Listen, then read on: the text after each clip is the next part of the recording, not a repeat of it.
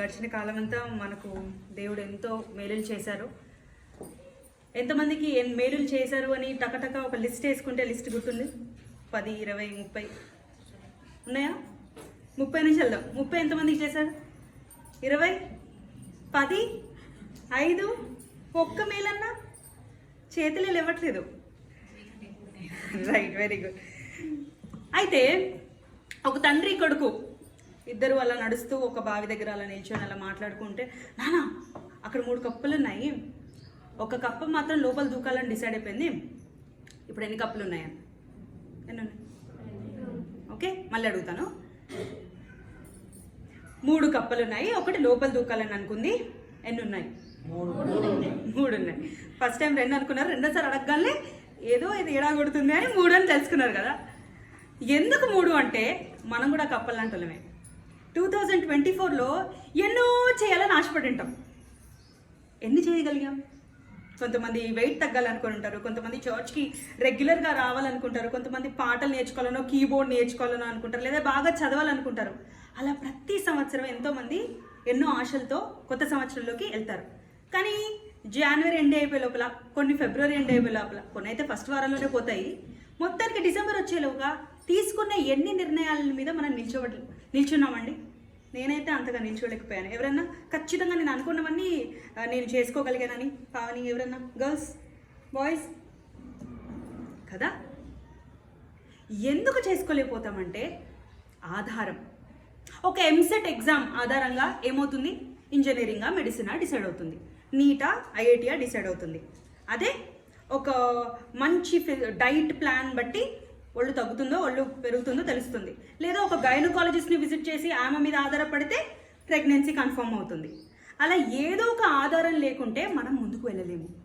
So ఇవాళ నా జీవితంలో నేను దేవుడిని ఎలా ఆధారంగా తీసుకున్నాను, నా దేవుడు నాకు మేలు ఎలా చేశాడో దాన్ని ఆధారంగా తీసుకొని నేను మీకు నా టెస్టిమనీతో పాటు నేను దేవుని వాక్యం చెప్పాలనుకుంటున్నాను. ఓకేనా? అయితే థ్యాంక్ యూ. హల్లెలూయా. ఓకే, మీకు నచ్చిన ప్రతిసారి, మీకు దేవుని మాట్లాడాలన్న ప్రతిసారి ఆమెన్ హల్లెలూయా చెప్పుకుంటూ ముందుకు వెళ్దాం. అయితే నేను చెప్పాలనుకుంటున్న అంశాన్ని నేను సీతాకోకచిలుక లైఫ్తో మీకు చెప్పాలనుకుంటున్నాను. సీతాకోకచిలుక ఎలా ఉంటుంది తెలుసు కదా? బటర్ఫ్లై. ఎలా ఉంటుంది బటర్ఫ్లై? అసలు బటర్ఫ్లై లైఫ్ మీకు తెలిసే ఉంటుంది కదా. ఇది ఈ టీచింగ్ ట్రైనింగ్ డిపార్ట్మెంట్లో ఉన్న వాళ్ళకి కొంచెం ఆ క్వశ్చన్లు అడిగే పిచ్చి ఎక్కువ ఉంటుంది, అందుకే నేను క్వశ్చన్లు అడుగుతూ ఉంటాను.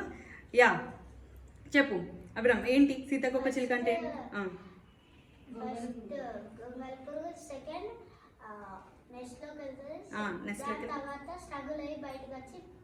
స్ట్రగుల్ అయి బయటకు వచ్చి చాలా క్లారిటీగా చెప్పాడు. అవి కోసం ఒక మంచి చెప్పాలి.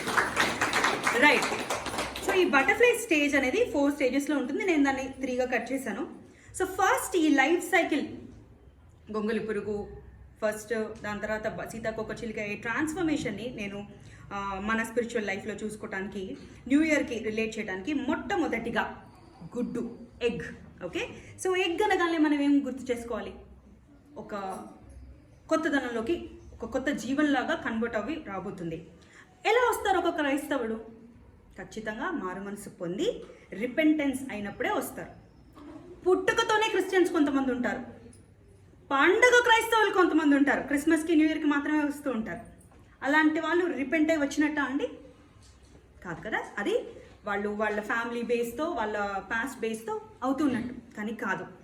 న్యూ లైఫ్లోకి మనం రావాలి, ఒక కొత్త జీవితంలోకి మనం రావాలంటే ఫస్ట్ మారు మనసు పొందాల్సిందే, దాంట్లో వేరే డౌటే లేదు. సో ఆ గుడ్డుని మనం ఆ పశ్చాత్తాపంతో, రిపెంటెన్స్తో మనం తీసుకొని సింబల్గా ముందుకు వెళ్ళాలి. ఎలా? గుడ్డు ఫామ్ అయితేనే కదా తర్వాత ఒక జీవం వచ్చేది. డైరెక్ట్గా డెవలప్ అయిపోయి ఒక 40 year old మ్యాన్ అయిపోతాడా, లేదా ఒక మంచి బ్యూటిఫుల్ అడల్ట్ బటర్ఫ్లై అయిపోతుందా? అవ్వదు కదా. ఆ ట్రాన్సిషన్ ఒకదాని తర్వాత ఒకటి గుడ్డు నుంచి మనం మొదలవుతూ ఉంటుంది. ఈ గుడ్డు అనేది గజిబిజిగా వాడేయచ్చు అండి, ఫ్రెజైల్గా, చాలా మెత్తగా చూసుకోవాలి, శుద్ధి మెత్తగా. ఫ్రెజైల్ అంటే ఏంటి? సున్నితంగా చూసుకోవాలి. సో ఒక కొత్త క్రిస్టియన్, రిపెంట్ అయిన క్రిస్టియన్ తన మీద తాను పెద్ద పెద్ద టార్గెట్స్ పెట్టుకోవాల్సిన అవసరం లేదు. వెయిట్ తగ్గాలంటే ఒకటేసారి 30 kg తగ్గిపోతామండి. అలాగే క్రైస్తవుడు ఒకటేసారి నేను దర్శనాలు చూసేయాలి, నా జీవితంలో ఎందుకు మేలే జరగట్లేదని దేవుని ప్రశ్నించే అధికారం మనకుందా? చాలా సాఫ్ట్గా, శృతి మెత్తగా, చిన్నగా మనము చిన్న లేత అడుగులతో మనం ముందుకు వెళ్తూ ఉండాలి. సో దీన్ని ఇంత ఫ్రెజైల్గా చూసుకోవటానికి నేను మీకు ఒక చిన్న వచనం చెప్పాలనుకుంటున్నాను. లూకా సువార్త 15 చాప్టర్ 11 to 32.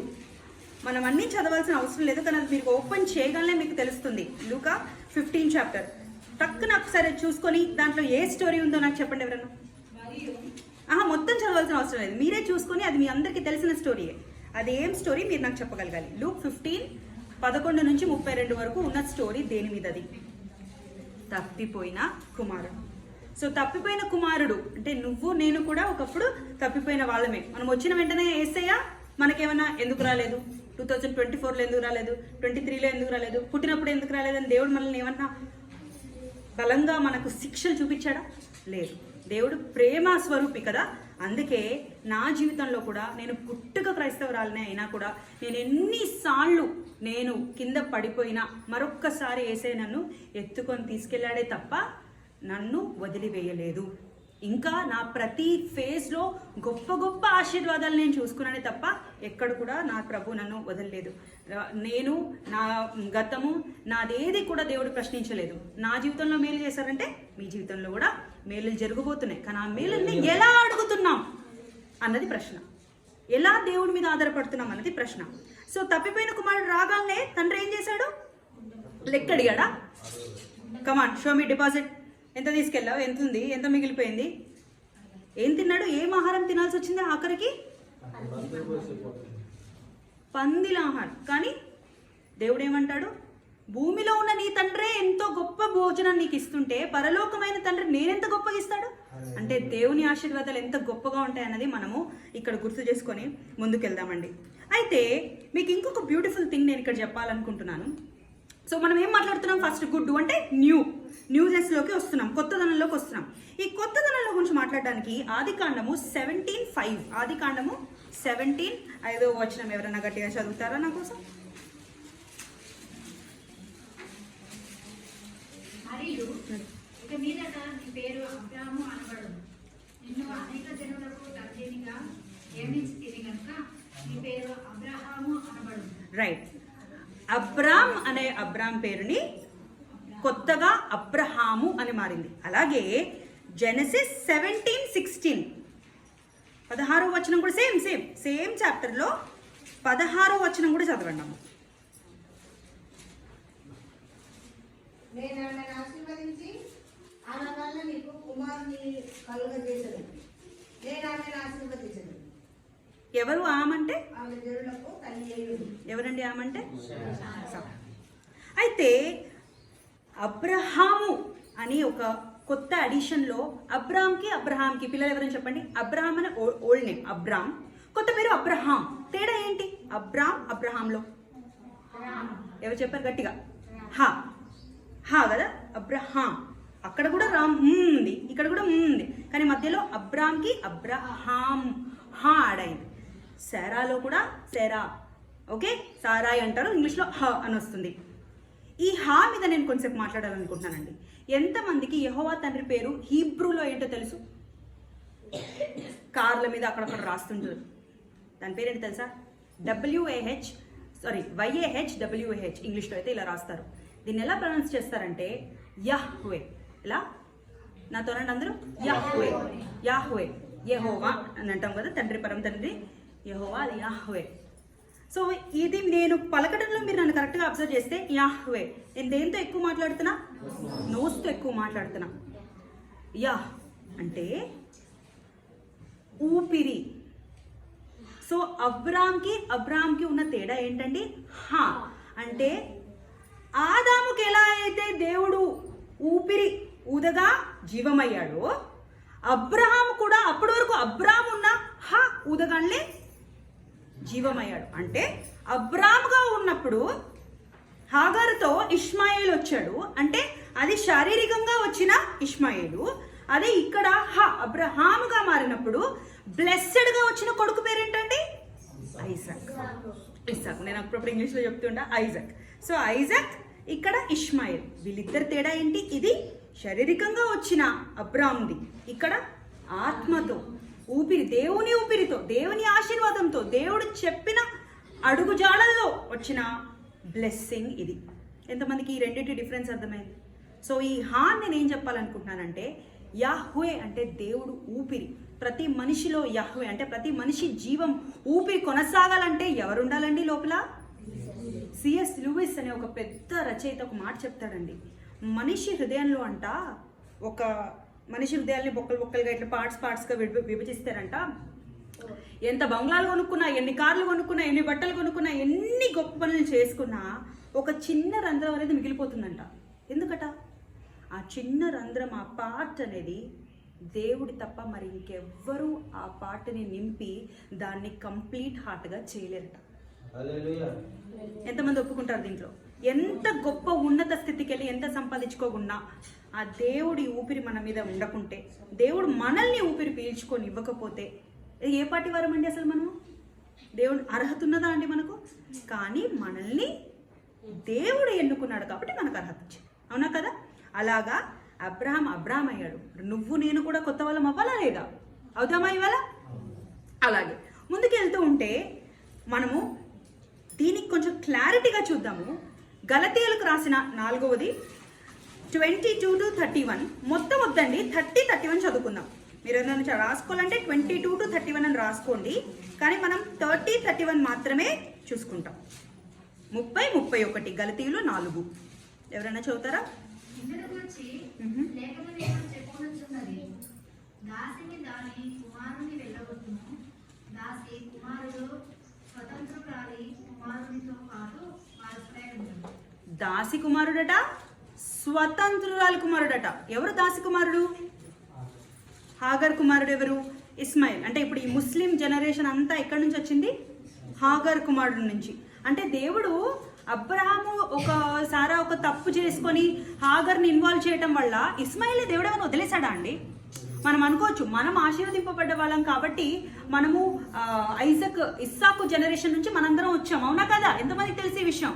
కానీ దేవుడు ముట్టుకున్న ప్రతి ఒక్కరిని కూడా ఏదో ఒక విధంగా ఆశీర్వదిస్తారు. కాబట్టి ఇస్మాయిల్ తరం కూడా ఎదిగింది, ముందుకెళ్ళింది. నేటి ఇస్లామిక్ ఫ్రెండ్స్గా వాళ్ళు ఉన్నారు. అవునా కదా? తెలుసా ఈ విషయం? ఎవరికన్నా తెలుసుకున్నారా? ఇప్పుడు అబ్రహాంకి సేరా ఒక్కది భార్య. సేరా ద్వారా వచ్చినది ఇస్సాకు.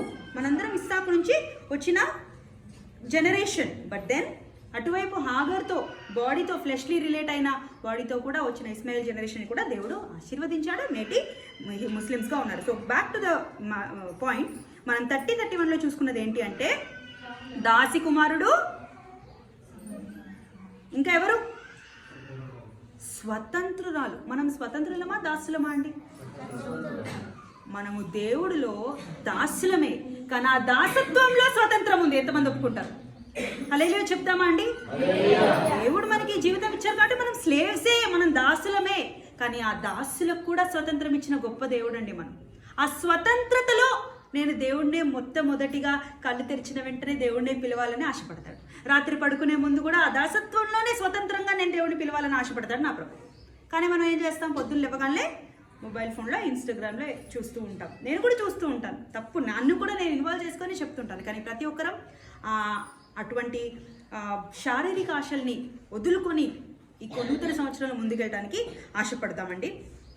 ఇంకా సో ముందుకు వెళ్తూ ఉంటే మొత్తానికి ఫస్ట్ ఎపిసోడ్ గుడ్డు నుంచి ముందుకు వెళ్దాము. అదే క్యాటర్పిల్లర్. సో క్యాటర్పిల్లర్ అంటే ఏంటి? గొంగళి పురుగు, రైట్? గొంగళి పురుగు. సో ఇక్కడ దీన్ని నేను ఫెయిత్ అండ్ డిసైపుల్షిప్ మీద మాట్లాడాలనుకుంటున్నాను. ఎందుకు ఫెయిత్ అని అంటే, ఈ క్యాటర్పిల్లర్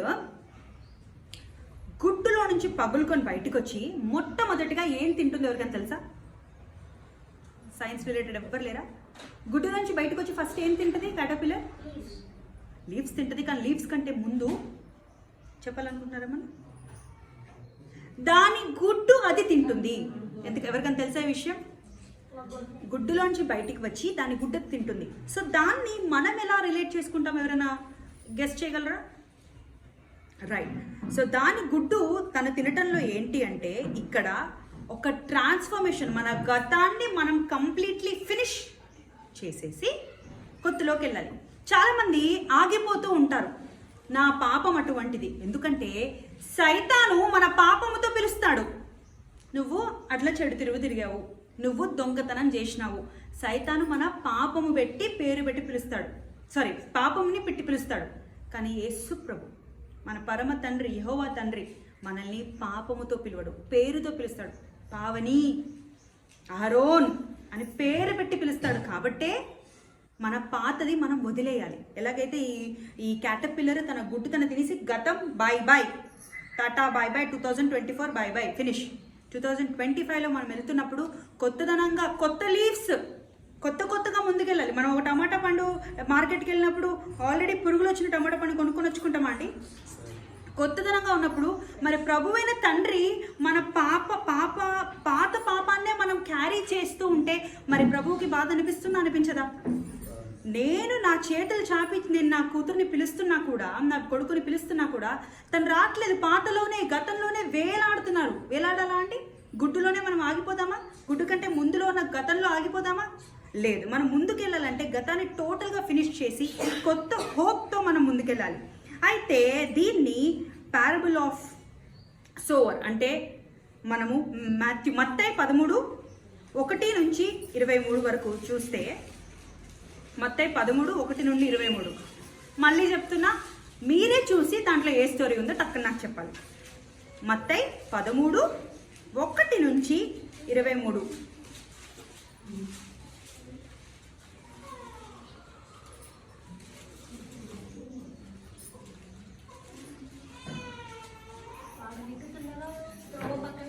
రైట్. అన్నీ ఇంకా త్రోవ పక్కన పడ్డాయి. ఇంకెక్కడెక్కడ పడ్డాయి? మంచి నేల మీద పడ్డాయి. Very good. ముళ్ళల్లో పడ్డాయి. రైట్, మంచి నేల. ఇలా అన్ని చూసుకుంటూ ఉంటే ఏది మంచిది? ఫస్ట్ అది చెప్పేసాను ఆన్సర్ డైరెక్ట్గా. మంచి నేల. మంచి నేల ఈ స్టోరీ మొత్తంలో ఎక్కడొచ్చిందండి? మంచి నేల ఫస్టే వచ్చేసిందా? 4వది లాస్ట్ది మంచి నేల, good soil, fruitful soil. So మనందరం ఫ్రూట్ఫుల్ సాయిల్ అవ్వాలి అని అనుకుంటే దేవుని నమ్ముకున్న వెంటనే మన దగ్గర నుంచి వండర్స్ జరిగిపోతాయండి. కొన్ని స్ట్రగుల్స్ మనము చూసుకుంటూ వెళ్ళాలి. ఆ స్ట్రగుల్స్లో భాగంగా నేనైతే నా విషయంలో చాలా గైనిక్ ఇష్యూస్ని నేను ఫేస్ చేశాను. అయితే చాలామంది అనుకోవచ్చు, ఒక కుమార్తె ఉన్నారు, చాలామందికి బిడ్డలే లేరు అని కూడా కొంతమంది వాళ్ళని వాళ్ళు సాటిస్ఫై చేసుకుంటారు. కానీ దేవుడు ఒక ప్రణాళిక ఇస్తే ఆ ప్రణాళిక మనము ఆశతో ప్రార్థన చేస్తూ ఉండాలి తప్ప మనము లోకంలో క్యాలెండర్లు వేసుకొని అందరికీ జరిగిపోతుంది, అందరికీ ఉద్యోగాలు వచ్చేస్తున్నాయి, అందరికీ పిల్లలు పుట్టేస్తున్నారు, అందరూ అనే లోకంతో కంపేర్ చేసుకుంటే దేవుని ప్రణాళిక నెరవేరుతుందా అండి? దేవుని ప్రణాళిక నెరవేరాలంటే అది దేవుని చిత్త ప్రకారంగా దేవుడు అనుకున్న అనుకూల సమయంలో జరుగుతుంది. అందుకని మనము మంచి నేలగా ఉండటానికి సిద్ధపడ్డామా లేదా అన్నది, లేదా మంచి నేలగా మనము లైఫ్లో ముందుకు వెళ్తున్నామా అన్నది ముఖ్యం. మనలో చాలాసార్లు ఆ వాక్యం ఇవాళ సండే క్లోజ్ అయిపోయిన బైబిల్ మళ్ళీ నెక్స్ట్ సండే దుమ్ము దులుపుకొని బైబిల్ బ్యాగ్లో పెట్టుకొని వస్తాం. అలాంటి వాళ్ళు ఎవరైనా ఉన్నారా? మీరు చేతులు ఎత్తాల్సిన అవసరం లేదు. ఒకప్పుడైతే నేను అలా ఉండినాను. అలా ఉంటే నువ్వు నేను మంచి నేల అవ్వమండి. మంచి నేల అవ్వాలంటే ప్రతి ఆపర్చునిటీ దేవుడు మనకు చెప్పాలనుకుంటే ప్రతి ఆపర్చునిటీని మనం రెడీగా ఉండాలి. అలాగే విన్న ప్రతి వాక్యము దేవా ఇవాళ ఎవరికి చెప్పాలి అని ఆశపడుతూ ఉండాలి. నాకు ఒకసారి చాలా బాగా గుర్తండి, నేను ఒకసారి చాలా దగ్గర మనిషికి వాక్యం చెప్పేస్తున్నాను. 2 రోజులు చెప్పాను, 3 రోజులు చెప్పాను. చాలా దగ్గర చుట్టం అమ్మాయి. ఆ అమ్మాయి 4వ రోజు ఏమని తెలుసా? ఎదుగో నాకు కొంచెం తలనొప్పి ఎక్కువైపోతుంది, నువ్వు ఇది ఆపాలి, అన్నిటికీ దేవుడిని దూర్చొద్దు అని అనిందండి. చాలా గుండె పగిలిపోయినట్టయింది. ఇదంతా ఏంటి అంటే మంచి నెల కదా, టకటకన అందరికీ చెప్పేయాలి, ఏదో ఒకటి చేసేయాలని ఆత్రం. కానీ అప్పుడు నేను తెలుసుకున్నాను, దేవుడు మనకు చెప్పకుండా మనం నోరు తెరిచి ఇంకొకరి దగ్గరికి వెళ్ళకూడదు. అంటే ఇంకొకరికి నీ జీవితంలో జరగాల్సిన టెస్టిమనీ చెప్పినా, నీ సాక్ష్యం చెప్పుకున్నా, వాక్యం చెప్పాలనుకుంటున్నా దేవుని పర్మిషన్ లేకుండా నువ్వు వెళ్ళకూడదు, నువ్వు ఎంత మంచి నేలవైనా కూడా. ఆ రోజు నాకు దేవుడిచ్చిన ఆలోచన ఏంటి అంటే, నెక్స్ట్ టైం ఏ ఆలోచన ఉన్నా నేను ఫస్ట్ దేవుడిని అడగాలి, అప్పుడే దేవుడు నాకు రివీల్ చేస్తేనే నేను వాళ్ళకి వెళ్ళి నా సాక్ష్యం కానీ వాక్యం కానీ చెప్పాలి. కొన్ని రోజులు, ఐ థింక్ ఒక 3-4 months ఆ ఇన్సిడెంట్కి ఇంకా వేడిలోనే ఉన్నా, ఇంకా చెప్పాలనే ఆశతోనే ఉన్నా. కానీ ఇప్పుడు ఏం తేడా, అప్పుడు అడగకుండా చేశాను, ఇప్పుడు అడిగాను. బస్లో ట్రావెల్ చేస్తున్నాను, ఒక హిందూ టెంపుల్ వచ్చింది. అంటే నేను హిందూ టెంపుల్ అనట్లేదు, అన్యజనులు అది వచ్చింది. వెంటనే ప్రభా నువ్వు వీళ్ళని పట్టుకోనాయనా అని ఒక చిన్న ప్రార్థన అనుకున్నాను. నేను దేవా నువ్వు మాట్లాడినాయనా అని నేను అనుకున్నాను. కొంతసేపటికి నా పక్కన ఉన్న ఒక ముస్లిం ఆమె సంకలో ఒకరిని మళ్ళీ ఒళ్ళో ఒకరిని ఇద్దరిని వేసుకొని ఉంది. సంకలో వేసుకుని ఆమె నాకు ఆనుకొని ఉంది పాప. బ్రేక్ పడగానే జారిపోయి బిడ్డ పడ్డ వెంటనే నేను ఎత్తుకొని పెట్టుకున్నా. అమ్మ థ్యాంక్ యూ అమ్మ అనుకుంటే ఆమె మాట కలిపింది. వెంటనే 4 పిల్లలని చెప్పింది. 4 పిల్లలని చెప్పి 4 ఆడపిల్లలని చెప్పింది. వెంటనే ఏడుపు మొదలుపెట్టి, అసలు నేను ఒక 5 నిమిషాల ముందు పరిచయమైన ఆమెని నా దగ్గర ఇంకొక స్త్రీ ఏడవాల్సిన అవసరం ఏంటండి? తన మనసులో భారం ఉందని నాకు దేవుడు చూపించిన సిగ్నల్ అది. ఇక నాకు దేవుడు వచ్చి ఆ సినిమాలో వైలన్ వచ్చినట్టు, థండర్స్ వచ్చినట్టు దేవుడు ఏం చెప్పలేదు, ఇప్పుడు వాక్యం చెప్పాల్సిన సమయం వచ్చిందని. కానీ దేవుడు నాకు నాలో ఆ పరిశుద్ధాత్మ మంట ద్వారా చెప్పేశాడు, చెప్పే అని. వెంటనే నేను మొదలుపెట్టాను. నా జీవితంలో దేవుడు చేస్తున్న మేలని మొదలు పెట్టుకొని నేను చెప్పాడు. అప్పటికి నేనే ఒక కొడుకు కోసం ప్రార్థిస్తున్న రోజులు అవి. అయితే మనందరం ఒక రిమైండర్ లాగా తీసుకుందాం. మనలో ఏదైతే లోటు ఉంటుందో దానికోసం మనం ఇతరుల కోసం ప్రార్థన చేస్తాం. ఫర్ ఎగ్జాంపుల్ మనకి ఇల్లు లేదండి, అప్పుడు మనం ప్రార్థన చేయాలంటే ప్రభువా ఇల్లు కోసం ఆశపడుతున్న ప్రతి ఒక్క ఆత్మని నువ్వు తృప్తిపరచిన ఆయన అని నువ్వు ప్రార్థన చేయగలిగితే, పిల్లల కోసం ప్రార్థన చేస్తున్న వాళ్ళు ప్రభువా పిల్లల కోసం ప్రార్థన చేస్తున్న ప్రతి స్త్రీ గర్భఫలాన్ని మీరు ఆశీర్వదించండి ఆయన అని నువ్వు చేయగలిగితే, మొదట వాళ్ళకి జరుగుతుందో లేదో తెలియదు కానీ నీ తలుపులు తెరుస్తాయి. హల్లెలూయా, తెరవబడతాయండి. ఇంకొకరి కోసం ప్రార్థన చేసే మనసు నీకు నాకు ఉందా? ఇవాళ లేదు. We are busy in our lives. నాకే ఇన్ని కష్టాలు ఉన్నాయి, నేను ఇంకొకరి కోసం ఏం ప్రార్థన చేస్తా? పాస్టర్ గారికి చెప్పేస్తా, పాస్టర్ గారికి లెటర్ రాసేసి ఉత్తరం రాసేసి చిన్న సీక్రెట్ కవర్స్లో రాసేసి వేస్తుంటారు కొన్ని చర్చెస్లో. అయితే ఎవరు రాశారు ప్రేయర్ పాయింట్ తెలియకుండా? మై డియర్ ఫ్రెండ్స్, మనం ఇంకొకరి కోసం ప్రార్థన చేసుకోవాల్సిన, పీటర్ని ఏమన్నాడండి, నీ మీద సంఘాన్ని బండ రాయిలాగా నువ్వు నేను ఇవాళ ఒక రాక్ అవ్వగలగాలండి. ఇంకొకరి కష్టం మనం క్యారీ చేయగలగాలి. చేయలేము, ఎందుకంటే మనమే ఇన్ని ఉన్నాయి కాబట్టి. కానీ లోకపాపం ఎవరు మోసారండి? మనం ఇంకెందుకు వరి అవ్వాలి? సో ఇతరుల కోసం ప్రార్థన చేయడం మొదలు పెడితే మన ఆశీర్వాదాలకి తలుపులు తెరుచుకుంటాయి. హల్లెలూయా, రైట్. సో మంచి నేలగా నేను తనకి నా వాక్యం చెప్పడం మొదలు పెట్టాను. ముస్లిం ఆమె కదా, మరి తెలుగు, హిందీ, నా ఉర్దూ దక్కనీలో ఏదో చెప్పేశాను. మొత్తానికి తను ఏమని తెలుసా, ఇదే పర్టికులర్ బుక్ అండి. ఆ రోజు నేను ఒక ట్రైనింగ్కి వెళ్తా ఉండే, లాస్ట్ మినిట్లో ఈ బుక్ ఇలా పెట్టేసుకొని వెళ్ళిపోయాను అనమాట బ్యాగ్లో. ట్రైనింగ్కి వెళ్ళిపోయాను. ట్రైనింగ్లో మాత్రం ఈ బుక్లో ఏమీ రాయలేదు, 2-3 లైన్లు రాసుకున్నాను. కానీ ఈ బుక్ దేవుడు నాకు ఆ రోజు ఆలోచన ఎందుకు ఇచ్చాడో తెలుసా? బస్సులో నుంచి దిగుతూ నువ్వు ఇందాక ప్రేయర్ చేసినావు కదా, ఉస్కో లిక్కితేనా అని అన్నది. నేను చేసిన ప్రార్థన రాసివ్వవా అని అన్నది ఒక ముస్లిం లేడీ. నేనేం చేశాను, ఇష్యూ మసీకే నాంపే అంటుంటాం కదా, పరిశుద్ధ యేసుక్రీస్తు పేరిట అని అంటుంటాం కదా, అవన్నీ తనకు బలం వచ్చేసింది. వెంటనే నా జీవితంలో మేలు జరుగుతుందని తనకు ఆశ వచ్చేసింది. ప్రభా నువ్వు మాట్లాడవు తనతో అని ఎంత సంబరపడిపోయానో. టక్క నా 4-5 మాటలు నువ్వు తెలుగులో రాసినా పర్లేదు, నాకు హిందీ వర్డ్స్ని తెలుగులో రాయి అని అన్నది. ఎందుకంటే హిందీలో టక్క పిన్న రాదు కదా, ఎప్పుడో స్కూల్లో చదువుకొని వదిలేసుకున్నాం. ఆ రోజు నేను రాసిన వాక్యంతో తను చర్చికి వచ్చిందండి. నేను ఇప్పుడు ఆ ఊరు వదిలేసి వచ్చాను. ఇప్పుడు అక్కడ పరిస్థితి నాకు తెలీదు, కానీ దాని తర్వాత నాకు మళ్ళీ ఫోన్ చేసుకొని ప్రార్థన చేయించుకుంది. ఎగ్జాక్ట్లీ 1 year క్రితం విషయం చెప్తున్నా మీకు.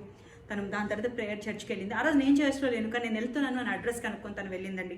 సో దేవుడు నీతో నాతో ఒక గట్టి మంచి నేలగా నన్ను సిద్ధపరచడానికి ఆయన రెడీగా ఉన్నాడు. కానీ మనమే తలుపులు మూసుకొని ఎవ్వరికి మన సాక్ష్యం చెప్పుకోకుండా మన బిజీ లైఫ్స్లో మనం వెళ్తూ ఉన్నాము. మన ముఖం మీద ఉన్న వెలుగు దేవుని వెలుగండి. లోకానికి నువ్వు నేను ఉప్పుగా ఉన్నాం. ఉప్పు అంటే ఏంటి? ఎనీథింగ్. ఉప్పు లేకపోతే కర్రీ టేస్టీగా ఉంటుందా? కొంచెం కారం అటు ఇటు అయిపోయినా సప్పసప్పగానే మనం భోంచేయగలం. కానీ ఉప్పు అనేది చాలా డిటర్మిన్ చేస్తుంది. నువ్వు నేను ఆ ఉప్పు అండి. మన జీవితం ప్రతి రోజు ఎగ్జాంపుల్గా ఉండగలగాలి. దీనికి ఒక బ్యూటిఫుల్ స్టోరీ మీకు గుర్తు చేయాలనుకుంటున్నా. లూకా సువార్త 10 38 to 42, 38 నుంచి 42 వరకు. లూకా 10 38 to 42. అంతటా వారు ప్రయాణమై పోవచ్చుండగా ఆయన ఒక గ్రామంలో ప్రవేశించండి. మార్తాను ఒక స్త్రీ ఆయనను తన ఇంట చేర్చుకునేను. ఆమెకు మరియా అను సహోదరి ఉండేను. ఈమె యేసు పాదముల యొద్ద కూర్చుండి ఆయన బోధ వినుచుండెను. మార్త విస్తారమైన పని పెట్టుకున్నట చేత తొందరపడి ఆయన ఎద్దుకు వచ్చి, ప్రభువా, నేను ఒంటరిగా పనిచేయటకు నాకు సహోదరి, నన్ను విడిచిపెట్టినందుకు నీకు చింత లేదా? నాకు సహాయం చేయమని ఆమెతో చెప్పమనండి. ఒక్క నిమిషం ఆగండి, మళ్ళీ తర్వాత కంటిన్యూ చేయాలి. గుర్తుంచుకోండి. సో ఎంతమంది సిస్టర్స్ అండి వీళ్ళు? 2 సిస్టర్స్. ఎంతమంది? ఇద్దరు ఉన్నారు ఇక్కడ. మీ ఇంట్లో బ్రదర్ సిస్టర్స్ ఇద్దరు వాళ్ళు చాలా మంది ఉన్నారు కదా. సో ఇక్కడ మీ గురించి ఒక ఎగ్జాంపుల్ అనుకోండి. మార్తా మేరీ అని ఇద్దరు ఉండగా మార్త ఏం చేస్తుందంట? శ్రీకాంత్ లాంటి ఒక వెడ్డింగ్ ప్లానర్ని, ఈవెంట్ ప్లానర్ని పిలవకుండా తనే వెళ్ళిపోయి అన్ని సర్దేసి అన్ని రెడీ చేసేసుకుంటుంది వాళ్ళ ఇంట్లో. ఎందుకు? యేసుక్రీస్తు వచ్చాడు కదా. మరి క్రీస్తు వచ్చినప్పుడు ఆడంబరమైన పలహారాలు అవి ఇవి రెడీ అవ్వాలి కాబట్టి she is very busy. Martha is very busy. అది ఇది అన్ని అరేంజ్ చేస్తుండగా వాళ్ళ చెల్లి మేరీ ఏం చేస్తుందట? యేసయ్య దగ్గర కూర్చొని యేసయ్య మాటలు చక్కగా వింటుందట. అప్పుడు మార్తా గొప్ప ఆవిడ ఏం చేసింది? వచ్చి ఏం చేసిందండి? లాస్ట్ వచనం ఏం చదివారు మీరు? నాకు సహాయం చేయడానికి నా చెల్లి రాకుండా మీ దగ్గర కూర్చుంది ఏంటి అని యేసయ్యనే ప్రశ్నిస్తుందంట. తర్వాత ఏం జరిగిందో చూద్దామా? అందుకు ప్రభువు, మార్తా మార్తా, నీవు అనేకమైన పనుల గురించి విచారణ కలిగి తొందరపడుచున్నావు, కానీ అవసరమైనది ఒకటే. మరి ఆ ఉత్తమమైన దానిని ఎంచుకోలేను, అది ఆమె యొద్ద నుండి తీసివేయబడదని ఆమెతో అనిపించింది. ఉత్తమమైందంట, అది తన దగ్గర నుంచి ఎప్పుడు తీసివేయదంట. నువ్వు నేను మనలో ఎంతమంది ఉత్తమమైనవి ఆశపడుతున్నామండి? ఒక బర్త్డే ప్లాన్ వేసుకుంటాం, లేదా ఒక పెళ్లి ప్లాన్ జరుగుతూ ఉంటుంది. ఎంతమంది మన వెడ్డింగ్ గెస్ట్ లిస్ట్లో మొట్టమొదటిగా దేవుణ్ణి ఆహ్వానిస్తాం? ఏదైనా ఒక పని చేస్తున్నప్పుడు మొట్టమొదటిగా మనం దేవుణ్ణి చాలా, దేవుడు అనేది ఒక రోజు మొత్తం అయిపోయిన తర్వాత లాస్ట్కి ఒక ఫ్యామిలీ ప్రేయరో లేదా లాస్ట్కి కళ్ళు మూసుకునేదో. దేవుడు చాలా మంది జీవితాల్లో చివరిగా ఉంటాడండి. నిర్ణయాలు తీసేసుకుంటాం, లెఫ్ట్ రైట్ సెంటర్ నిర్ణయాలు తీసుకుంటాం. పిల్లలు పుట్టట్లేదంటే ఆ డాక్టర్ దగ్గరికి వెళ్ళిపోతాం, ఈ డాక్టర్ దగ్గరికి వెళ్ళిపోతాం. ఏదైనా రోగం వచ్చిమంటే డెసిషన్స్ తీసుకుంటాం. నాకు తెలిసిన ఒక అన్నయ్య కడుపులో స్టోన్స్ విషయం చాలా, కిడ్నీలో స్టోన్స్ విషయం చాలా బాధపడుతుంటే కూడా, నేను సర్జరీకి వెళ్ళను, నా ప్రభు ఉత్తమమైన కార్యాలు చేస్తాడు, నేను వెళ్ళను అని ఆ నొప్పిని భరిస్తూనే ప్రార్థనలో గడిపించుకున్నాడు. అలానే ఫూలిష్గా కూడా మనం ఉండాల్సిన అవసరం లేదు. కొంతమంది ఫూలిష్గా ఉండి డాక్టర్ ఇచ్చిన మెడిసిన్ కూడా వాడకుండా మళ్ళీ దేవుడిని అంటారు. సో అంత కూడా ఫూలిష్నెస్ ఉండకూడదు. రెండింటిని తెలివిగా ఉండాలి, but at the same time దేవుని తెలివి కూడా ఉండాలి. ఆ రెండింటిని బ్యాలెన్స్ చేసుకుంటూ వెళ్ళాలి. సో ఇక్కడ మేరీ ఏం చేసిందంట? ఉత్తమమైనది చూసుకుందంట. ఆ ఉత్తమమైనది ఎప్పుడు తన దగ్గర నుంచి వెళ్ళదు. సో మీరు నేను మన డైలీ లైఫ్స్లో, మన ఆఫీసెస్లో, మన లైఫ్స్లో బిజీగా ఉండి మనం మార్తాలాగా ఉంటున్నామా? లేదా ఏది ఉన్నా కూడా మొట్టమొదటి దేవుడికి నేను అర్పించగలిగితే మిగతావన్నీ సెట్ అయిపోతాయని మేరీలాగా ఉందామా? మేరీలాగా ఉండాలి, మరి అలాగా ఉండాలి. రైట్. సో మూడవ దానికి వెళ్దామండి.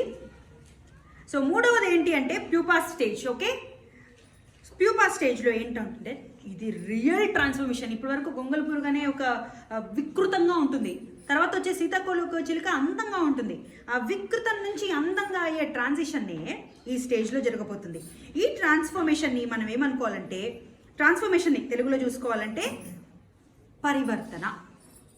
నువ్వు నేను ట్రాన్స్ఫార్మ్ అవ్వాలి అంటే, ఒక మట్టి ఒక కుండగా మారాలంటే దాన్ని కుమ్మరి ఏం చేస్తాడు? సాఫ్ట్గా మారిపోమ్మా అంటాడా? పట పట పట పట పీక్తాడు. పట పట పట. There is a hard stress that goes on. So నువ్వు నేను లాట్ ఆఫ్ టైమ్స్ ఆ స్ట్రెస్ని తీసుకోవాలి. మనం డీమోటివేట్ అవుతాము, మనం అన్నిట్లో వెనుకబడిపోతాము. కానీ ఈ చీకట్లో జరుగుతున్న ఈ ప్రాసెస్, ఈ దాక్కుని అంటే లోపల జరుగుతున్న ట్రాన్స్ఫర్మేషన్ తర్వాత కదా బటర్ఫ్లై వచ్చేది. బయటనే బటర్ఫ్లై వస్తుందా? రాదు కదా. సీతాకోక చిలుక లోపలే జరుగుతున్న ఆ ట్రాన్స్ఫర్మేషన్ని నువ్వు నేను పరిశుద్ధాత్మతో మాత్రమే ఆ ప్రాసెస్ని మనము భరించగలము. లేకపోతే మనం చాలా లెఫ్ట్ అవుట్గా, లోన్లీగా, అనాదిగా ఫీల్ అవుతూ ఉంటాము. ఆ పరిశుద్ధాత్మకి మనం ప్రతిరోజు మనల్ని మనం అర్పించుకోగలగాలి. పరిశుద్ధాత్మ అంటే ఎలా అంటే, నాకు ఒక సిస్టర్ అంటా ఉండే, స్టార్టింగ్లో నేను పరిశుద్ధాత్మని ఎట్లా ఫీల్ అవ్వాలి అని అన్నప్పుడు, అమ్మ చిన్న వాటిలో కూడా నువ్వు నీ జీవితాన్ని ఇచ్చేయాలంటే, ఏ కూర వండుతున్నావు నుంచి మొదలు పెట్టుకొని దేవునితో మాట్లాడుతూ పరిశుద్ధాత్మతో మాట్లాడుకునే వాళ్ళు ఉన్నారు.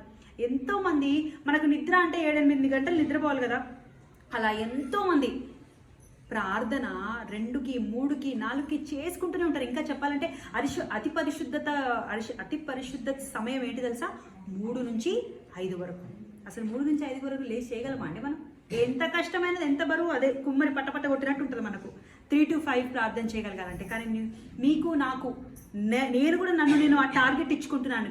ఈ సంవత్సరం మీకు నిజంగా మీ మనసుకు దేవుడు ఏదైనా చేయాలని ఆశపలిగిన టైంలో మీరు మాత్రం 3 to 5 కనుక లేచి, నేను కూడా లేచి మనం ఆ సమయంలో ఆ ప్రార్థన రిక్వెస్ట్ని ప్రార్థన చేయగలిగితే 10 నిమిషాలు 15 నిమిషాలు చేయగలిగితే దేవుడు ఖచ్చితంగా కార్యాలు చేస్తాడు. నా జీవితంలో ఒకప్పుడు చేసిన దేవుడు మీ జీవితంలో కూడా చేస్తాడు. సో అది అన్సీన్, అది చాలా కష్టంగా ఉంటుంది, అది లోపలే జరిగిపోతుంది. కానీ బయటికి మాత్రం ఏమొస్తుంది, ఫ్యూచర్లో సీతాకొక చిలుక వస్తుంది. మీరు కూడా ఒక కలర్ఫుల్ ప్రెజెంట్గా వస్తారు. ఎంతోమందికి మీ జీవితం ఒక సాక్ష్యంగా నిలబెడతాడు దేవుడు. మరి దానికోసం కష్టం, మనం కొద్దిపాటి కష్టం తీసుకోవాల్సి ఉంటుంది, రైట్? సో ఈ దాని గురించి రోమీయులకు రాసిన రోమీయులు 12:2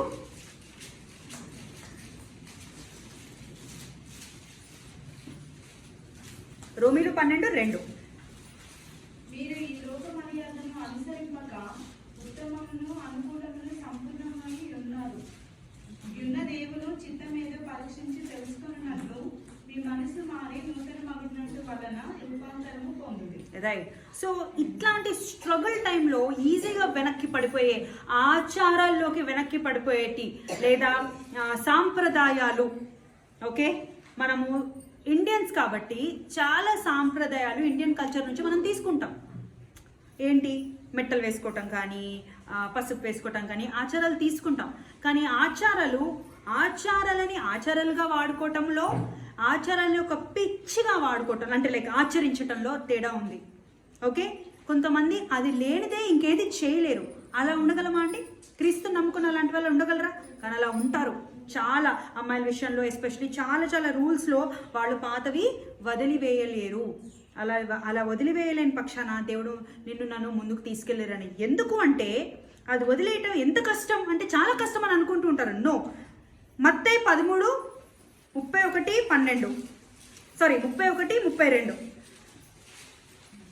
చాలా కష్టమైన పని కాదది. ఏంటది? 31:32 ఆయన మరి ఒక ఉపమానము వారితో చెప్పాను. పరలోక రాజ్యము ఒకడు తీసుకొని తన పొలంలో విత్తిన ఆవగింజను పోలి ఉన్నది. ఆవగింజంత ఫెయిత్. ఆవగింజ అంటే ఎంత ఉంటుందండి? ఇంత. అది చూడ్డానికి చాలా ఉంది. ఇప్పుడు నేను చెప్తుంటే కూడా అంత మాత్రం ఫెయిత్ మాకు లేదా అని మీరు అనుకుంటారు. కానీ ఇక్కడ పాయింట్ ఏంటంటే అంత ఫెయిత్ ఉండడం ప్రాబ్లం కాదు. అంత ఫెయిత్ నుండి మిగతా ఇంకా ఈ లోకం మీద ఆశపడకపోవటం. మనం ఏంటి ఇంత ఫెయిత్ ఉంచుకొని ఇంకంత వాళ్ళ ఇంటికి వెళ్తా, వీళ్ళింటికి వెళ్ళి అప్పడుగుతా, డబ్బు కావాలి అన్నప్పుడు, ఇంత ఫెయిత్ ఉన్నప్పుడు దేవుడు సమకూరుస్తారు అనే ఆలోచనతోనే మనం ఆగిపోవాలి. కానీ ఇక్కడ ఆగకుండా మనం ఇంకా అమరక్కల పేరంటాలు, పేదరాశి కథలు అన్నింటిలో ఇన్వాల్వ్ అవుతాం. కాబట్టి ఈ ఫెయిత్, ఈ ఆవగింజంత ఫెయిత్ని మనము అమలు పరచలేకపోతున్నాము. కానీ ఎప్పుడైతే ఈ ఫెయిత్తో మనం ఆగిపోతామో దేవుడి కార్యాలు మన జీవితంలో గొప్పగా జరుగుతాయి. నా విషయంలో నా భర్త నేను ఆ హాస్పిటల్ ఈ హాస్పిటల్ తిరగాలి అని అన్ని రోజులు దేవుడు నాకు కార్యం చేయలేదండి.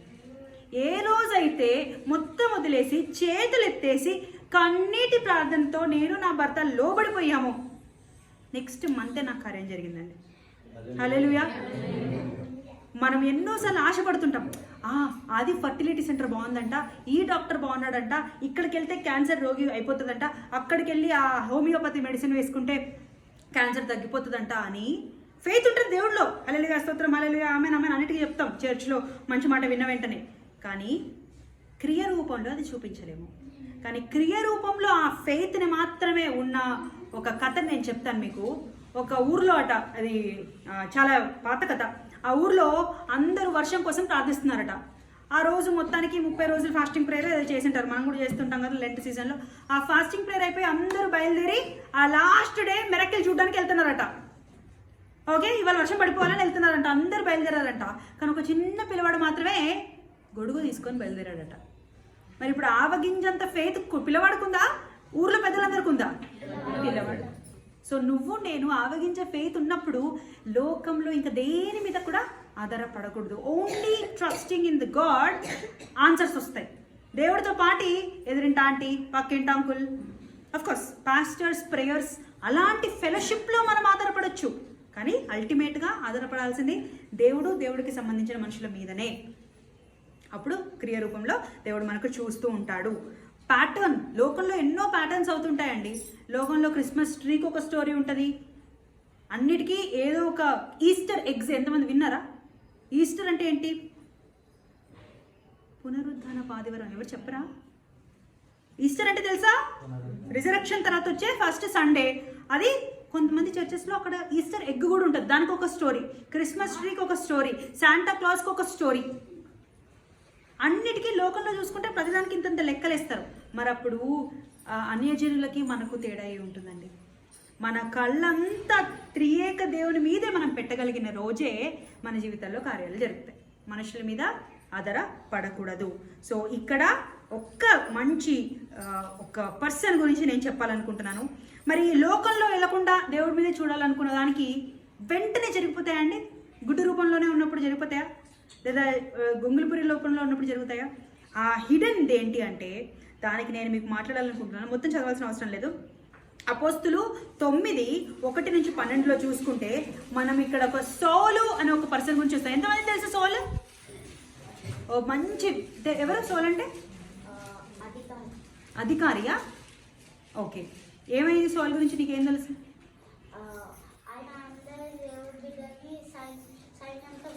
ఓకే ఓకే, మనందరిలో ఇంకా బైబిల్ క్విజ్ చెప్తే అభిరామ్కి వస్తాయి మార్కులు. ఇంకా very good, God bless you నాన్న. అయితే సోలా నన్ను ఎలా హింసించితివి అని అన్నాడు ప్రభు. Direct voice. నువ్వు నేను కూడా ఎన్నో విషయాల్లో దేవుడిని హింసిస్తూ ఉండింటాం, మనల్ని మనం ప్రశ్నించుకోవాలి. అయితే ఈ సౌల్ని దమస్కస్కి వెళ్ళే దారిలో దేవుడు ప్రత్యక్షమై కళ్ళకి స్పాక్ పడిపోయి దేవుడు అతన్ని కొత్తగా, అంటే రివీల్ అయిపోయిన వెంటనే దేవుడు తెలిసిపోతాడు కదా, తెలిసిపోయిన వెంటనే మారు మనసు పొందేస్తాడు కదా. అదంతా నేను మీకు చెప్పట్లే. కానీ అప్పుడు సౌల్ నుంచి పౌలుగా మారాడు. ఎలాగైతే అబ్రామ్ నుంచి అబ్రామ్గా మారాడో, సౌల్ నుంచి ఈయన కూడా పౌలుగా మారాడు. అయితే ఈ పౌలు ఎవరైతే ఉన్నారో క్రీస్తుని కలవనే లేదట. అసలు ఆయనకి క్రీస్తుకి సంబంధమే లేదట, దూరం అట. అంటే 12 శిష్యువులు ఉన్నారు, వాళ్ళు క్రీస్తుతో దగ్గరగా నడిచారు. కానీ ఈయన క్రీస్తు వెళ్ళిపోయిన తర్వాత, రిజెక్షన్ అయిపోయిన తర్వాత, ఎప్పుడో తర్వాత కొన్ని ఇయర్స్కి వచ్చాడు. క్రిస్టియన్స్ ఎవరెవరైతే ఉంటారో వాళ్ళందరినీ అరెస్ట్ జైల్ ఇదే కాన్సెప్ట్లో వెళ్తున్నాడు సౌలు. అలాంటి టైంలో దేవుడు ఆయనకు ప్రత్యక్షమైతే ఈ సౌలు బైబిల్లో న్యూ టెస్టిమెంట్, ఇదంతా ఓల్డ్, ఇదంతా న్యూ, ఇంత న్యూ టెస్టిమెంట్ ఉంటే ఇంత న్యూ టెస్టిమెంట్లో సగానికి సగం రాసింది ఎవరండి? దేవుడు. అసలు యేసుక్రీస్తుతో పయనించనే లేదు, ఆయన చూడనే లేదు. అంటే యేసుక్రీస్తుని కలవకుండా పరిశుద్ధాత్మ శక్తితో అంత రాగలిగితే నువ్వు నేను పరిశుద్ధాత్మ శక్తితో ఇంకేం చేయగలమండి? దేవుణ్ణి కలవాలా? డిసైపుల్ అయి ఉండాలా? ఓకే, మన రూట్ ఏదైనా, మనం అన్ని జనుల నుంచి వచ్చినా కూడా దేవుడు మనల్ని గట్టిగా పట్టుకుంటే మనం పౌలు కంటే గొప్ప కార్యాలు చేయొచ్చు. ఎవరు? దేవుని మీద ఆధారపడిన ప్రతి ఒక్కరూ గొప్ప కార్యాలు చేయవచ్చు. కళలు వస్తాయి, దర్శనాలు వస్తాయి, దేవుడు మనతో దగ్గరగా మాట్లాడతాడు. కానీ మాట్లాడటానికి దేవుడికి మనము ఛాన్స్ ఇవ్వాలి. ప్రార్థన చేసుకొస్తాము, amen, finish, Bible close, get up and go. ఏ రోజైనా నేను నేర్చుకుంది ఏంటంటే, ప్రార్థన ముగించాక క్రీస్తు గొంతు మనం వినటానికి, యేసే గొంతు, తండ్రి ఫాదర్ గాడ్స్ వాయిస్ మనం వినటానికి ప్రార్థన అయిపోయాక మనం మౌనంగా ఉండటం నేర్చుకోవాలి. After the prayer Bible close చేశాక దేవుని వాయిస్ అప్పుడు కేయాటిక్గా కిచెన్లో కుక్కర్ సౌండ్లలో ఎవరైనా ప్రియమైన వాళ్ళు పిలుస్తుంటే వినిపిస్తుందా? నా కొడుకు వాయిస్ కూడా నాకు వినిపించదు, గట్టి సౌండ్స్ ఉంటే. కానీ నిశ్శబ్దతలో సౌండ్స్ వినిపిస్తాయా లేదా? ఈసారి నుంచి నువ్వు నేను మనం గుర్తుంచుకోవాల్సింది ఏంటంటే, ప్రార్థన అయిపోయిన తర్వాత నిశ్శబ్దంగా కొంచెం సేపు దేవుని సన్నిధిలో ఆగుతాం. దేవుని గొంతు మనందరికీ వినిపిస్తుంది. దేవుని గొంతుతో మనము శక్తిని అందుతాము, ముందుకెళ్తాము. సో లాస్ట్ పాయింట్కి మనం వచ్చేస్తున్నాము, సీతాకు ఒక చిలుక, and that is new creation. కొత్త అందమైన బటర్ఫ్లై. మీరు నేను అందంగా, గ్లోరీగా, సింబల్ ఆఫ్ బ్యూటీగా మనం ముందుకెళ్ళాలంటే ఎన్ని స్టేజెస్ని, చాలా కొమ్మరి గట్టి కొట్టినట్టు ఎన్నో కష్టాలు మనం చూసినా కూడా దేవునిలో మనము నా సిలువెత్తి దేవుని ధ్వజమెత్తుకొని ముందుకెళ్తే ఏమొస్తుందండి? ఆశీర్వాదాలే ఉంటాయి కదా. ఆ ఆశీర్వాదాలు ఇక్కడే ఉంటాయని ఎక్కడన్నా రాస్తుందా? క్రైస్తవ జీవితం రోజెస్, బెడ్ ఆఫ్ రోజెస్గా ఉంటుందని ఎవరైనా ఆశపడుతున్నారా? ఉంటుంది, ఉండకపోవచ్చు. కానీ నిత్య జీవితం కదా మనం ఆశపడాలి. So we are looking forward for the new creation. ఒక మంచి దేవునిలో ఒక మంచి క్రియేషన్గా ఫ్రీడమ్లా మనం ముందుకు చూసుకొని క్రైస్ట్ ఇటర్నిటీ కోసం మనం టార్గెట్ చేసుకోవాలి. ఎందుకంటే మనము ముందుకు వెళ్ళాలి అంటే మనం చేసిన ప్రతి యాక్షన్ రికార్డ్ అవుతుంది. మనం చేసుకున్న ప్రతి మాట, మాట్లాడిన ప్రతి మాట రికార్డ్ అవుతుంది. పిల్లలకి మనం చెప్పాలంటే అదే చెప్పాలి. గుడ్ ఏంజల్, బ్యాడ్ ఏంజల్ అని చిన్న పిల్లలకి బాగా ఎక్స్ప్లెయిన్ చేస్తుంటారు. మంచి దూత, చెడు దూత, నీకు మంచి దూత చెప్పినవే మంచి కార్యాలు, చెడు దూత మాట వింటున్నావా నువ్వు అని పిల్లలకి మారల్ స్టోరీస్లో చెప్తూ ఉంటాము. అలాగా మనము దేవుని ప్రియ శిష్యుడు ఎవరండి? దేవుని ప్రియ శిష్యుడితో దేవుడు మాట్లాడుతూ రెవల్యూషన్ ప్రకటన 21 1-4 చూద్దామండి. అంతటా నేను కొత్త ఆకాశంలో కొత్త భూమిని చూచితిని. మొదటి ఆకాశంలో మొదటి భూమి గతించిపోయాను, సముద్రంలో ఇకను లేదు. మరియు నేను నూతనమైన యెరూషలేమును ఆ పరిశుద్ధ పట్టణము తన భర్త కొరకు అంగీకరింపబడిన పెండ్లి కుమార్తె వల్ల సిద్ధపడి పరలోకమందున్న దేవుని యొద్ద నుండి దిగి వచ్చుట చూచితిని. అప్పుడు ఇదిగో దేవుని నివాసము మనుషులతో కూడా ఉన్నది. ఆయన వారితో కాపురం ఉండును, వారు ఆయన ప్రజలై ఉందురు. Right, thank you. సో ఇక్కడ మనం ఏం చూస్తున్నాము? దేవుడు ఒక కొత్త ప్రపంచాన్ని మనందరి కోసం సిద్ధపరుస్తున్నారు. ఈ ప్రపంచంలో, ఈ ఫైనల్ ప్రపంచంలో దానికి ముందు ఎన్నో జరుగుతాయి. 1000 ఏళ్ల పరిపాలన జరుగుతుంది. చెడు అంతమించిపోతుంది. అంతా నూతనంగా, అంత కొత్త, అంతా మంచే జరిగే రోజు రాబోతుంది. ఆ మంచి, అంతా మంచి ఉండేదానికి వెళ్ళాలంటే విరిగిపోయిన ప్రపంచం, బ్రోకెన్ వరల్డ్లో నుంచి నూతనమైన ప్రపంచం వస్తుంది. విరిగిపోయిన దాంట్లో నుంచి మనం వదిలేసుకొని నూతనంగా వెళ్ళాలి. ఎందుకంటే దేవుని మహిమ మనలో నుంచి బయటికి రావాలి అంటే మనం విరిగి ఉండకూడదండి. విరిగి నలిగిన హృదయాల్ని దేవుడు చూస్తాడు. కానీ ఆ విరిగి నలిగిన హృదయాల్ని మనం వదిలేసి ముందుకు వెళ్ళి దేవుని మహిమలో మనందరము ఏకం కావాలి. ఎందుకంటే నా లైఫ్లో నేను చూసుకుంటే, నేను ఎస్పెషలీ నా ప్రెగ్నెన్సీలో, నా మొదటి కూతురు విషయంలో మధ్యలో నాకు ఒకటి అబార్షన్ అయింది. దాని తర్వాత 3వ దాంట్లో అన్నిట్లో చూసుకున్నా కూడా నాకు ఒక ప్యాటర్న్ ఉందండి. 6 months భయంకరమైన వాంతులు. అంటే నేను చచ్చిపోతానన్నట్టే నా కుటుంబ సభ్యులందరూ ఒక డెడ్ బాడీ లాగానే నన్ను చూస్తారు. ఎందుకంటే అయితే పడుకొని ఉంటాను, లేదా వాంతులతో హాస్పిటల్లో అడ్మిట్ అయి ఉంటాను. అది తప్ప 6 నెలలు నాకు వేరే ప్రపంచం లేదు. ఆ 6 నెలలు ప్రపంచం లేదు అని నేను ఆ దాంట్లోనే నేను డిప్రెషన్కి గురైతే నా చేతిలో ఒక 12 బిడ్డ ఉంటారా అని. కానీ ఆ 6-7 నెలల్ని నేను ఎప్పుడైతే మర్చిపోగలను, లేదా యేసు పేరట, యేసు నామంలో నేను దాన్ని శాంటిఫై చేసి నా ఇంటి చుట్టూతో అగ్ని కంచెని నేను రిలీజ్ చేసుకుంటానో, అప్పుడే నాకు రాబోయే కొత్త వరల్డ్, కొత్త క్రియేషన్, కొత్త ప్రపంచంలోకి దేవుడు నన్ను లీడ్ చేయగలుగుతాడు. తల్లిగా నేను ఇంకెవరికో ఏదైనా డిసీజ్ నుంచి హీలింగ్, ఇంకెవరికో ఆత్మని దేవునికి మనం ఇవ్వాలంటే ఆ బ్రోకన్నెస్లో నుంచి రావాలి. ఆ బ్రోకన్నెస్ చాలా కష్టంగా ఉంటుంది. కానీ మన టార్గెట్ అంతా రాబోయే బ్యూటిఫుల్ సీతాకోక చిలుక మీదనే మనం ఉండాలి. ఎందుకంటే ప్రతి ఒక్కరికి బ్యూటిఫుల్ ఉంటుందని తెలుసు, కానీ ఆ బ్యూటిఫుల్ని టార్గెట్ చేయకుండా 2024లో ఉన్న పిచ్చి పేజీల మీద మనం ఆగిపోతాము. 2025లో ఫస్ట్ పేజ్లో మనం ఉన్నాము. ఇంకా 365 పేజెస్ ఉన్నాయి. 365 పేజెస్కి బైబిల్లో 365 టైమ్స్ దేవుడు భయపడకుము అని రాశారు, అవునా లేదా? సో రోజుకొక భయపడకుము తీసుకున్నా కూడా భయపడకుండా ఆవగించేంత ఫెయిత్తో మనము నూతనంగా ఉండి దేవునికి నచ్చే బిడ్డలుగా ఆశీర్వాదాన్ని మనం తెచ్చుకోగలము. దేవుడు నా జీవితంలో ఆశీర్వాదాలు ఇచ్చినట్టే మీ అందరి జీవితంలో ఆశీర్వాదాలు ఇవ్వాలని ఆశపడుతూ మరొక్కసారి మనం అనుకున్న 4 మాటల్ని గుర్తు చేస్తున్నాను. సో ఫస్ట్ స్టేజ్, గుడ్డు స్టేజ్లో ఏదైతే ఉన్నానో దాన్ని Wతో తీసుకుంటున్నానండి. W అంటే ఏంటి అంటే వాక్ ఇన్ రిపెంటెన్స్. నువ్వు చేసిన ప్రతిదానికి క్షమాపణ అడుగుతూ, ప్రతిరోజు క్షమాపణ అంటూ, నీ పూర్వీకులు చేసిన దానికి కూడా నువ్వు క్షమాపణ అడిగేదానికి నువ్వు సిద్ధంగా ఉండాలి. కొంతమంది కుటుంబాల్లో కంటిన్యూస్ హార్ట్ అటాక్స్ ఉంటాయి, లేదా కంటిన్యూస్ మిస్క్యారేజెస్ ఉంటూ ఉంటాయి. ఇవన్నీ ఏంటి తెలుసా? Generational curses. నీ పూర్వీకులు ఇంటి మీదకి వచ్చిన కర్స్ వల్ల నీ కుటుంబంలో ఆశీర్వాదం ఆగిపోతుందేమో. చేత పట్టుకొని ప్రార్థన చేయాలి. దానికోసం పేరు పెట్టి, ప్రవ్వా నా పూర్వీకులు నా కుటుంబానికి తెచ్చిన కర్స్ని మీరు బ్రేక్ చేయండి నాయన, యేసు రక్తంతో బ్రేక్ చేస్తున్నానని బ్రేక్ చేసి రిపెంట్ అవి ముందుకెళ్ళాలి. నెక్స్ట్ వచ్చేసి వింగ్ అని చూస్తున్నాను. వింగ్ అంటే రెక్కలు కదా, wing. W for walk in repentance. నువ్వు నెక్స్ట్ది ఇమ్మర్స్ ఇన్ గాడ్. ప్రతిరోజు దేవుళ్ళలోనే మనం మునిగిపోవాలి. అంటే స్విమ్మింగ్ పూల్లో మునిగినట్టు ఇమ్మర్స్ ఇన్ గాడ్. దేవుని వాక్యంతో మీరు చదివేది 5 వచనాలే అయినా ఆ 5 వచనాల్ని మధ్యాహ్నం భోజనంలో, సాయంత్రం స్నాక్స్ టైంలో కూడా గుర్తు తెచ్చుకుంటూ, వాక్యాన్ని గుర్తు తెచ్చుకుంటూ వాక్యంతో సరౌండ్ చేసుకోవాలి. నేను ఇంగ్లీష్ లాంగ్వేజ్ ట్రైనర్ని. ఇంగ్లీష్ భాష నేర్చుకోవడానికి ఎవరైనా వచ్చి అడిగినప్పుడు నేను మొట్టమొదట అదే చెప్తా. ఏం చెప్తా తెలుసా? మీ ఇంట్లో ఏముంటాయండి ఎప్పుడు అంటే ఆడదే ఆధారం. మన సీరియల్ నడుస్తుంటుందా? సీరియల్ నడిస్తే ఏమొస్తుంది? బిగ్ బాస్ నడిస్తే ఏమొస్తుంది? బిగ్ బాస్లో క్యారెక్టర్ పేర్లు వస్తాయి, సీరియల్లో క్యారెక్టర్ స్టోరీ తెలుస్తుంది. కానీ ఇంగ్లీష్ నేర్చుకోవాలంటే ఏం చేయాలి? English newspaper, English songs, English news. ఇంగ్లీష్తో సరౌండ్ చేసుకుంటే ఇంగ్లీష్ వస్తుంది. వాక్యంతో సరౌండ్ చేసుకుంటే దేవుడు నడిపిస్తాడు. బిగ్ బాస్తో సరౌండ్ చేసుకుంటే బిగ్ బాసే వస్తుంది. నువ్వు మాత్రం పోవు అక్కడికి ఎప్పుడు. సెలబ్రిటీ కాం కాబట్టి మనం, right? And third one is N for nurturing. నువ్వు నేను దేవుణ్ణి ఇమిటేట్ చేస్తూ మనము ముందుకెళ్ళాలి. దేవుడిని ఇమిటేట్ చేయకపోతే దేవుడికి కాంట్రవర్సీ ఎవరు? దేవుడికి ఉల్టా ఎవరు?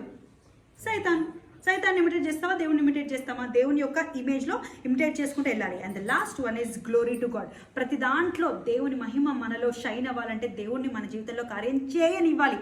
చేయనియం మనం. చేయనిద్దామా? సో ఈ కొద్ది మాటలు దేవుడిని ఖచ్చితంగా నా ద్వారా దేవుడు మీతో మాట్లాడాలని ఆశపడుతూ ముగిస్తున్నాను. Praise the lord.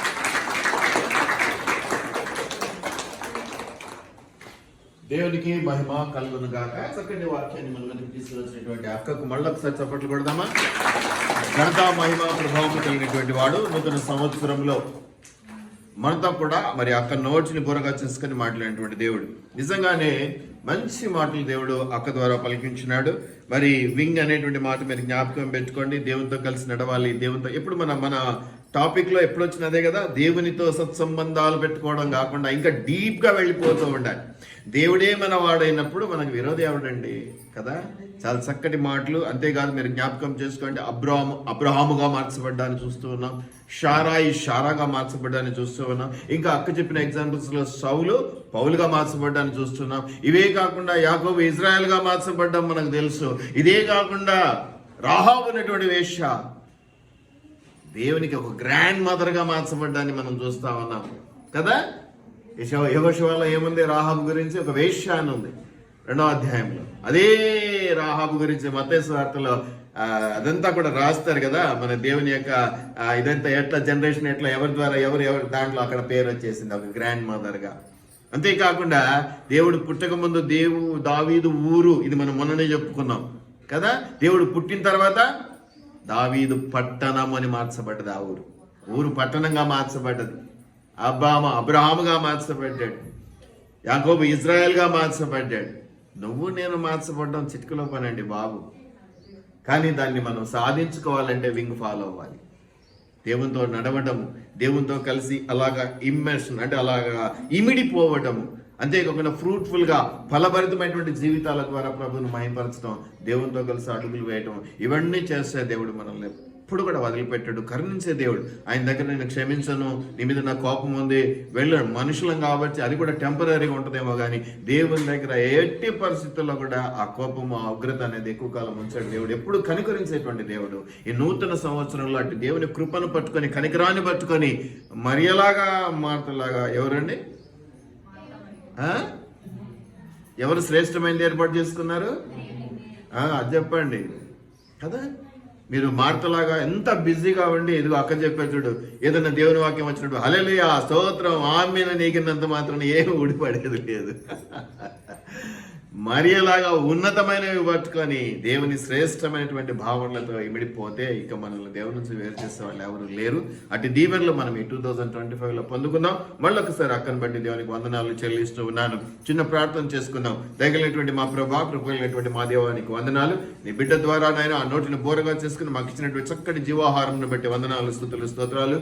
గ్రుడ్డు నుంచి నైనా మరి గొంగలి పురుగు, లేకపోతే అలాగే నైనా ప్యూపాదశ నుంచి అలాగే బటర్ఫ్లై కావటాన్ని కూడా మేము చూస్తూ ఉన్నాం. అట్టుగా మేము కూడా అందమైన విశ్వాస జీవితంలోనికి, ఫలభరితమైనటువంటి జీవితంలోనికి, దీవించబడినటువంటి జీవితంలోనికి, జీవము కలిగినటువంటి జీవితంలోనికి మేము రాగలిగినట్లుగా సహాయం చేయమని వేడుకుంటున్నాను. అల్పులు మా యోగ్యులము, నిష్ప్రయోజకమైనటువంటి వారు అయినప్పటికీ కూడా నీ ప్రియులము, నీ బిడ్డలము, నీ దాసులము తండ్రి. అటు కృపలు మమ్మల్ని జ్ఞాపకం దీవించి అయా ఈ 2025 సంవత్సరాన్ని భయాకిరీటంగా మీరు ఇచ్చారు. దాన్ని మేము సద్వినియోగం చేసుకొని అనేకులకు సువార్తను ప్రకటించడంలో ముందుండేలా సహాయం చేయమని, మా నోటిని కూడా బురగా చేసుకొని మీరే వాడుకొని దీవెనకరంగా మమ్మల్ని నిలబెట్టుకొనుమని నజరేయుడైన యేసు నామంలో అడిగి వేడుకొని ప్రార్థించి పొందుకొని ఉన్నాం మా పరలోకపు తండ్రి. Amen, amen, amen. Thank you very much.